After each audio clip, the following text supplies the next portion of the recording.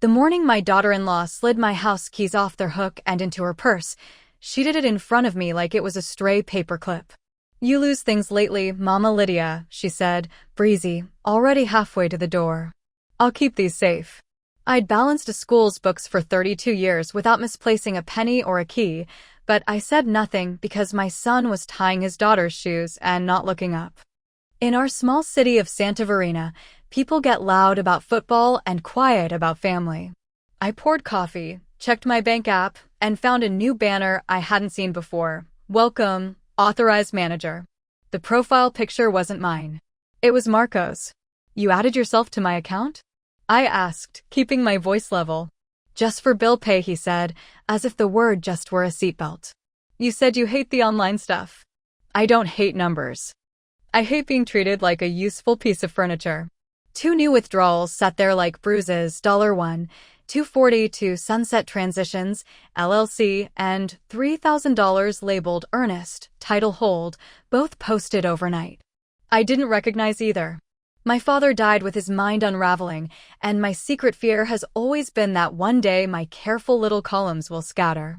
Seeing those charges, I felt the old fear nibble my ribs. I texted my neighbor, Rosa, the one whose sons install cameras, and asked if she remembered the new HOA rule about realtor lockboxes.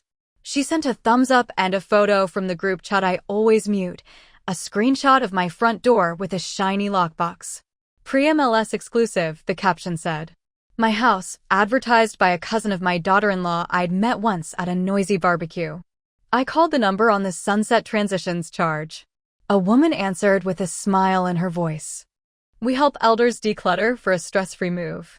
"Is this Mrs. Morales?" "We have you on the calendar for evaluation. Tomorrow at 10. "I'll be here," I said. "Bring a copy of my signature where I agreed to this." There was a pause, then the smile tightened. "We'll discuss it in person." I hung up and reached for the manila folder where I keep my deed, my will, and my small unglamorous notes. The folder was there. A fresh form wasn't. A transfer on death deed I'd seen on the printer last week that Marco said the lawyer just wanted signed for simplicity. I had refused. Now the printer tray was empty. The absence felt loud. I walked outside and waved down Luis, the retired mailman who still walks the block at sunrise because he loves the routes. "You didn't happen to deliver certified mail for me yesterday?" I asked. "2," he said. "Title company and a caregiving contract." I rang. "Your son signed." He held my eyes a beat longer than necessary, his way of saying, "I saw what I saw." That was when the decision sunk into me like a stone into a calm river. I can either stand here and let them arrange my life, or I can arrange the audience when I answer back. The next morning at 10, when Sunset Transitions rang my bell, I wasn't alone. I had already called the county legal clinic, and the young attorney, Marta, sleeves rolled, hair in a practical braid, sat at my table with a notepad. And Rosa stood by the counter, arms crossed, phone camera on. The woman at the door, all gentle perfume and clipboard, hesitated. "I'm Lydia," I said pleasantly. "Before you measure my closets, show me the contract with my signature. Or we can all go discuss this with the notary who supposedly witnessed it." The woman glanced down, found her smile again, and flipped to a page with a scrawl that looked like mine if you squinted in the dark. The S in Morales was shaped like a ribbon. Mine curls like a question mark. "Lovely," I said, and slid it to Marta. "We'll need your EIN, your registered agent, and the invoice you already charged." The woman faltered for the first time. "We can reschedule," she said, backing away. "There's been a mix-up." "There has," Marta said. "See you at the HOA hall tonight." "We'll be there too." It took the stranger leaving my porch to show me how little my son knew me now. If he thought I would retire from numbers without a fuss, he'd forgotten who taught him to double-check his allowance. And if he'd forgotten that, what else had he changed while I was asleep? In small towns, pressure doesn't arrive in interrogations. It arrives in casseroles and comments. At the bodega, the owner slid me a bag of plantains and asked if I needed recommendations for the good memory care place by the river. At church, Deacon Paul announced a new fund to support our seniors in transition and looked straight at me, eyes bright. My name was on his lips before the final hymn. At home, Tasha had arranged my bills into a neat stack tied with blue ribbon, like a gift. "We streamlined your life," she said, tapping the ribbon with a nail. "All autopay. No more stress." "You did it without my signature," I said. "You gave Marco power of attorney last month, remember? At the UPS notary? It's durable, so it's basically forever." She said forever like a promise. "Show me." She did, sliding a photocopy across the table. My name, my scrawl, but the witness line had a name I didn't recognize, and the notary stamp was crisp but off-center. I tilted it to the light. The seal design wasn't the county's. Rosa leaned in, glanced, and texted fast. 3 minutes later, she showed me a reply from her cousin at the clerk's office. That notary had been suspended last year for sloppy logs. The breath I'd been holding since the keys left their hook came back, slow and useful. "We love you, Mama Lydia," Tasha said in her teacher voice, talking to the class pet. "This is what family does. And please don't fuss about the open house date. People are excited. It's a seller's market." "You've scheduled an open house for a home you don't own," I said, still polite. "Marco's on the deed now," she said quickly, then swallowed. The little flinch gave her away. I pulled a chair back and sat, not because I was tired, but because I wanted to look up at them like a librarian with a stamp in her fist. "You asked me once what I'm afraid of," I said. I didn't answer because the answer makes me easy to move around like furniture. I am afraid of ending up where my father ended, confused, somebody else choosing my socks. I'm afraid of being a burden. That fear is a hook. Don't think I don't know when someone tries to hang things on it. Marta slid a paper across the table, her handwriting neat. "New Mexico guardianship law requires a capacity evaluation before anyone can act against an elder's stated wishes," she said evenly. "Any durable power that hasn't been properly executed can be set aside. And real estate transfers require the grantor's personal appearance for acknowledgement unless a court says otherwise. There's a reason for these rules. They're the rule of the world here." Marco's jaw ticked, a habit from childhood when he'd done wrong and tried to hold the lie still in his mouth. "We're fixing your life, Mom," he said. "You don't even drive at night anymore." "I also don't climb roofs," I said. "It doesn't mean you get to sell the house under me. If you want to help, you'll help where I ask. If you want to manage, you'll need a judge and you'll need to bring your own chair because mine is taken." He looked at Tasha for his cue. She looked at her phone and said nothing. At 5, I dressed for the HOA meeting, simple blouse, my mother's old brooch, and tucked my file into a canvas bag. Before I left, I did one more thing that felt like admitting a weakness and turned out to be a strength. I put a small camera on the bookshelf and pointed it at the desk. Let the world think I'm fragile, I thought. Let them bring me a gift with a trap. I'll take the gift and keep the receipt. At the hall, people pretended they hadn't read the bodega gossip. The HOA president, a retired dentist named Hank who loves rules more than molars, cleared his throat. "Before landscaping updates, we have a community property question. Mrs. Morales?" I stood, knees steady, and scanned the faces that had watched my kids grow. "There is an open house listed for my address that I did not authorize," I said. "There are charges against my account for a company I did not hire. If anyone here has posted photos of my living room without permission, I am asking you to remove them now." A ripple went through the chairs. In the back, Deacon Paul, of all people, lifted a hand. "I told Tasha I could collect donations for moving costs through the church fund," he said, smile quick. "It's for the best, Lydia. Safer for you." "How much have you collected?" I asked. "A few thousand," he said, far too lightly. "And where is it parked?" He blinked. "In our benevolence account." Marta leaned into the mic. "We'll need a ledger on that, Deacon." He swallowed. "Of course." Hank tapped the mic. "Let's take a breath, folks." He was trying to help. "Help isn't a debit," I said. "It's an offer." From the doorway, a woman with a braided bun and a state lanyard slipped in. She scanned the room, found me, then stepped back out.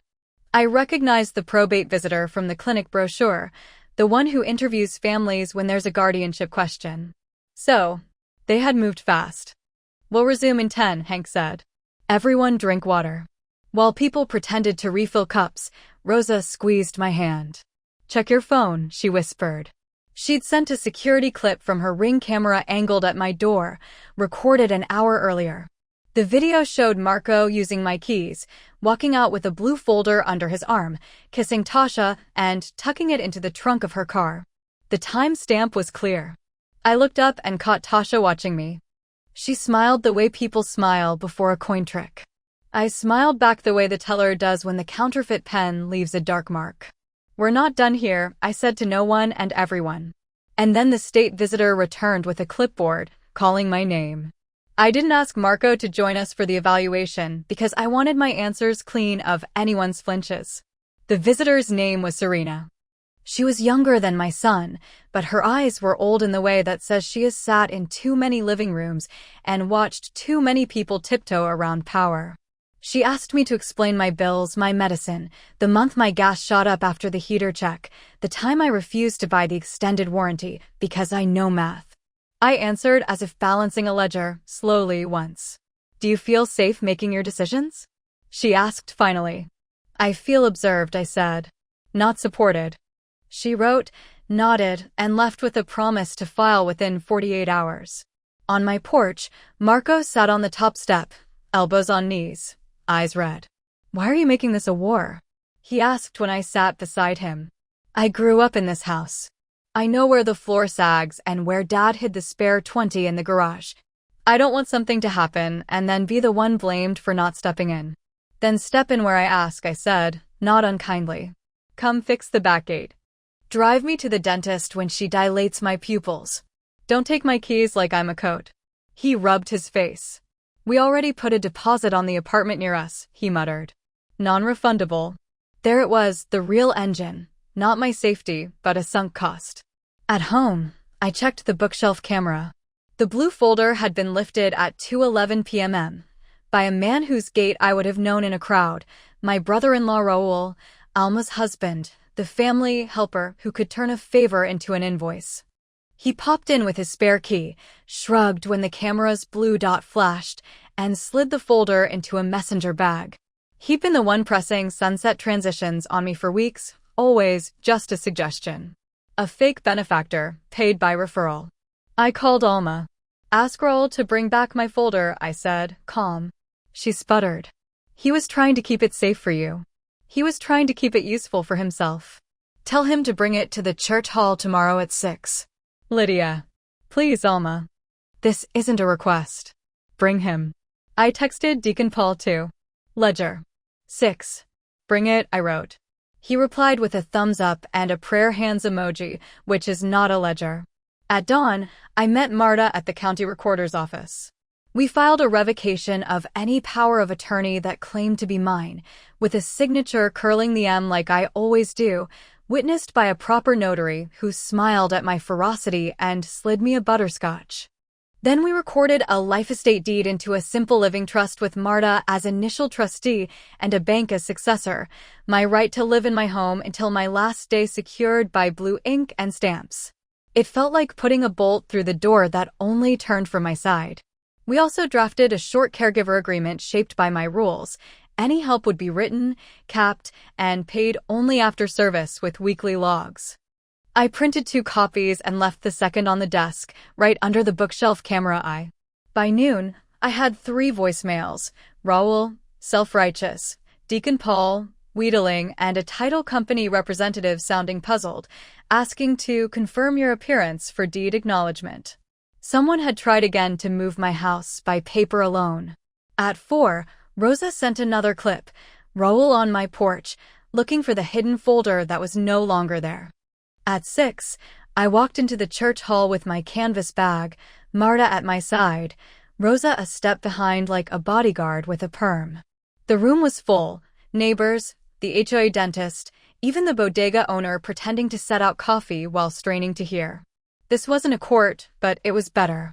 It was my town. I didn't take the mic first.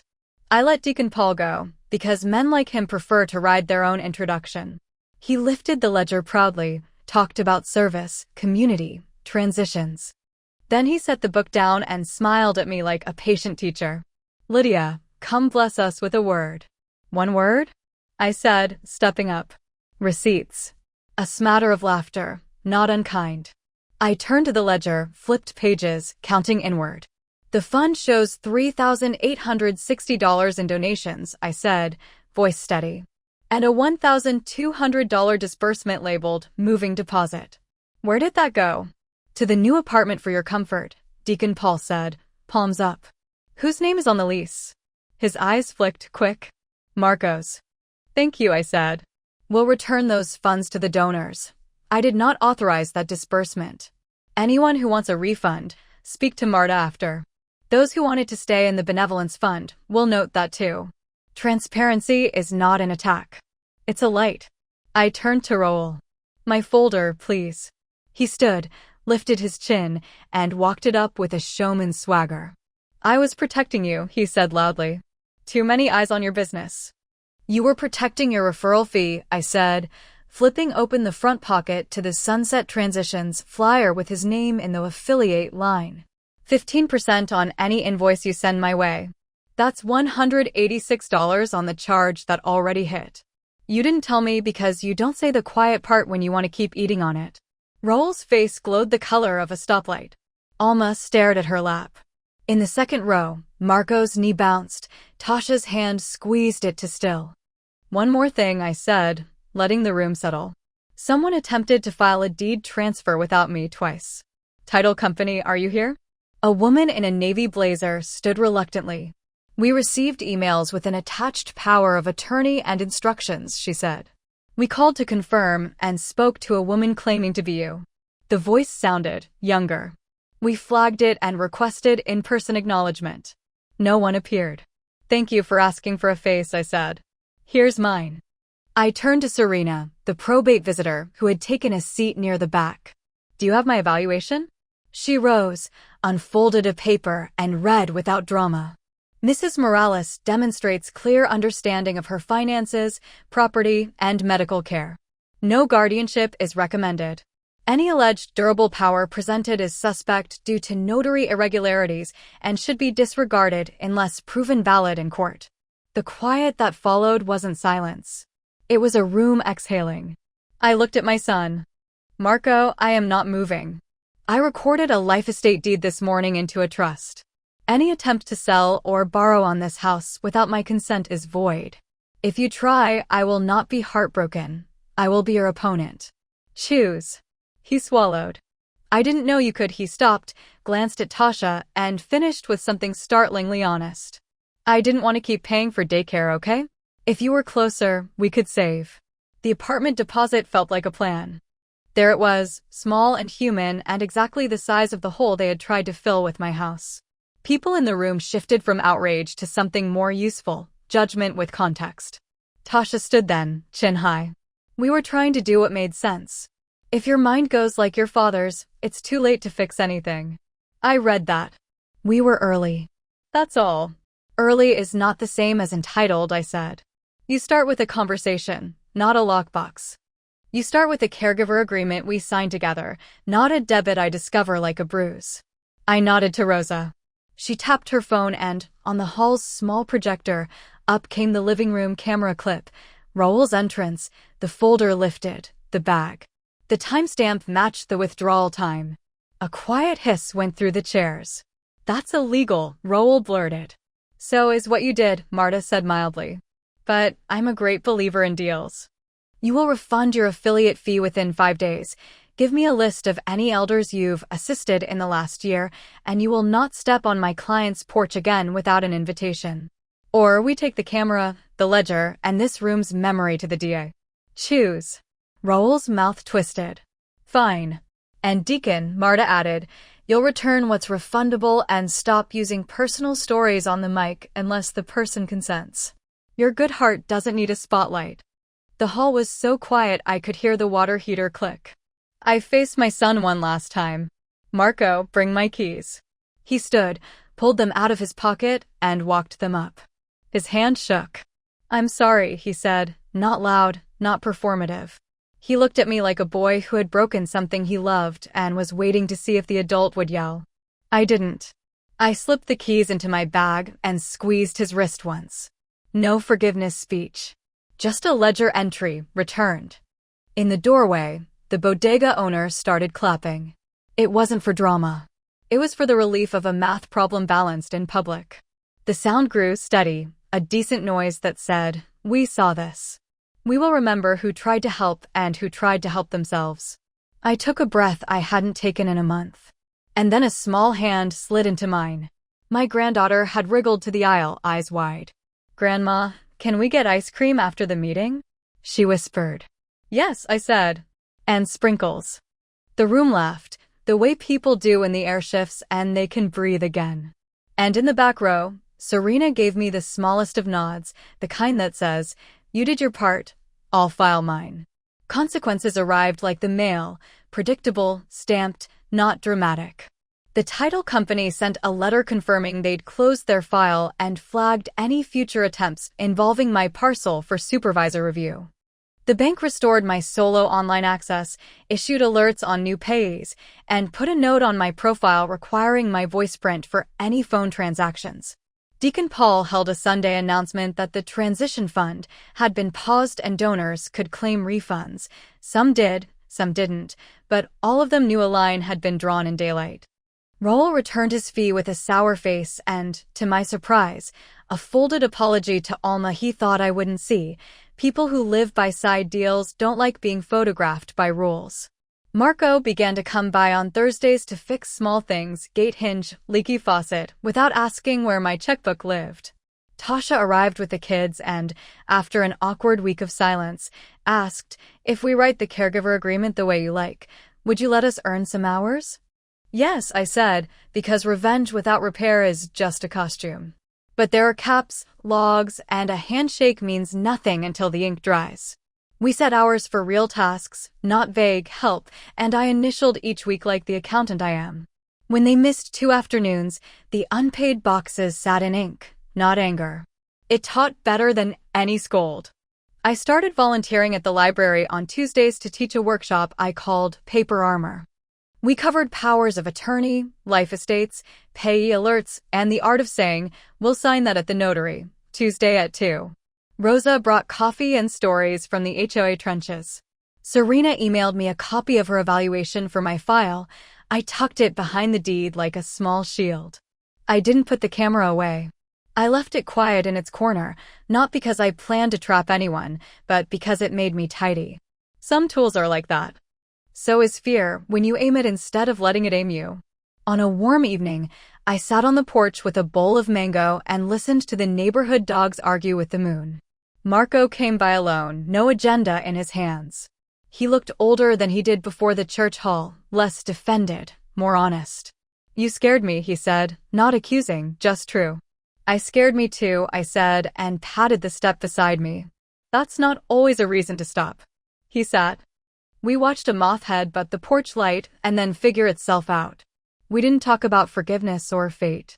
We talked about the twin spelling tests and the bodega's new hours and the way the gate still squeaked on damp days. It was more dignified than any speech. People keep asking me for a moral, a neat line to tuck into their pockets. I don't have one as a quote. I have a scene, a church hall, a ledger, a camera clip, a son handing back keys. If there's meaning, it lives there. Fairness isn't an idea. It's an action you can point to with your whole palm open. If you're listening with a knot in your stomach because someone has started managing you, consider this an invitation to be troublesome with precision. Put your fear to work like a tool. Write down the rules and make them sign the line. And if you ever feel small, remember that a life estate deed is 4 pages and a stamp. Dignity is even quieter, a hand steadying a key as it goes back on its hook, a voice that doesn't rise, a town that remembers who kept the ledger honest. Now, if you'll excuse me, I have a bowl of mango getting warm and a granddaughter who thinks sprinkles are a food group. That's a ledger I'm happy to keep unbalanced, just this once.